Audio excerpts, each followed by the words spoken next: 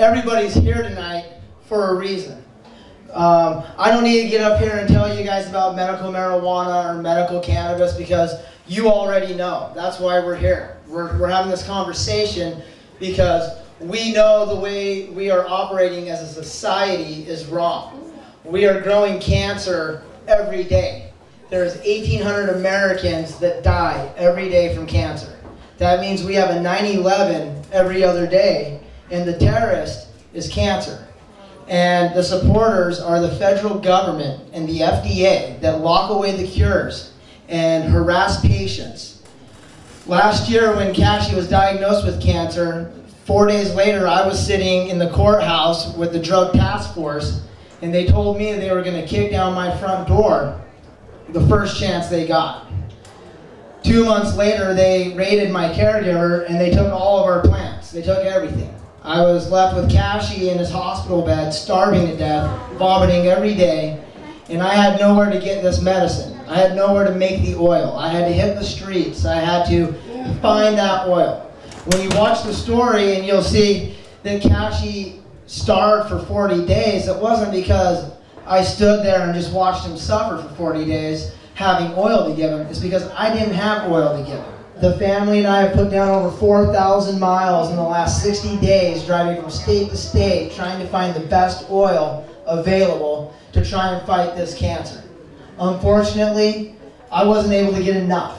I kept running out. I wasn't able to get that level up. The question is how many milligrams per milliliter of THC and CBD will cure cancer? And I don't have that answer yet.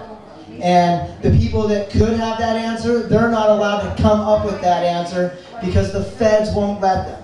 And they threaten them the same way they threatened me last year, and it's not right. Dr. Ethan Russo is the guy that discovered the endocannabinoid system existed. He's a neuroscientist.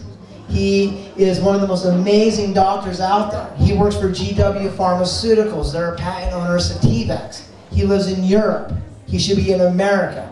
He should be figuring out how much oil Cashy needs to fight cancer adequately. Why is the FDA the know-all? Why is it that everything they approve is toxic, deadly, and addictive? Why is that? Why is it that we've allowed them to have this superior power over us? Because without them we would kill ourselves, but they're killing us for us. So there needs to be a check and balance to the FDA. Our prosecutors and our judges, they all know the oath they swore to protect and uphold our Constitution, but they're not doing it. They're not doing it, and they're being paid off, and they're using the excuse that it's a Schedule I drug, and so they don't have to follow these rules anymore.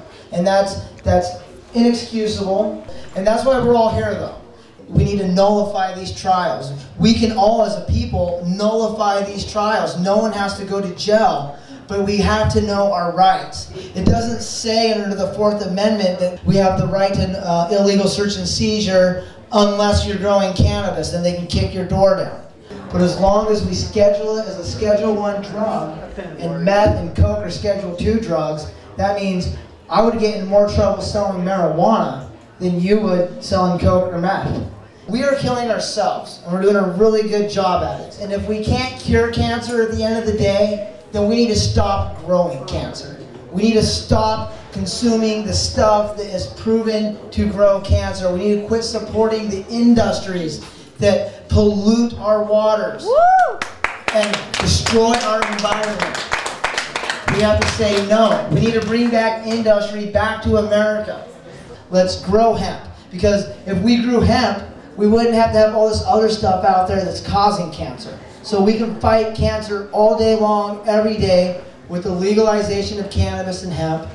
And we could have the most awesome industry. This could be a hemp turntable. I could be wearing nothing but hemp right now, a hemp microphone. That could be a hemp couch. But instead, the stuff they used to make that couch is a carcinogenic. The car you drove here tonight is a carcinogenic. Everything in it, from the interior to the plastic to the emissions, is all wrong. And we have to stop that. When we go to the store and we buy organic produce, we got to understand Vegetables should be organic. There should be no organic sticker on an apple. It grows out of the dirt. It should be organic. I expect nothing less, and neither should you. And so what we're going to do as a community, and as a society, and as people, we're coming together. Because we're saying, hey, I'm tired of feeling sick. I'm tired of being a criminal. That is the conversation we need to bring it to. We need to quit talking about all the benefits from glaucoma to this to that. We know it's there. You can't disprove it. It's over. It's not a debate. Now we need to do something about it. And go and take it to the next debate. Take it to the next level. Write that letter to the governor. Write that letter to the president.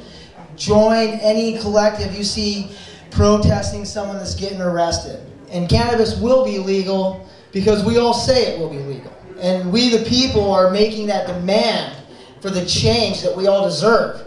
And I just want to thank all of you for coming out here, supporting our family. I would love for you guys to check out the Cash Hyde Foundation. It's the foundation we put together. Let's band together. Let's use Cashie's story to hit the streets. And we're going to spread the word. And together we will make that change. Together, cannabis will be legalized.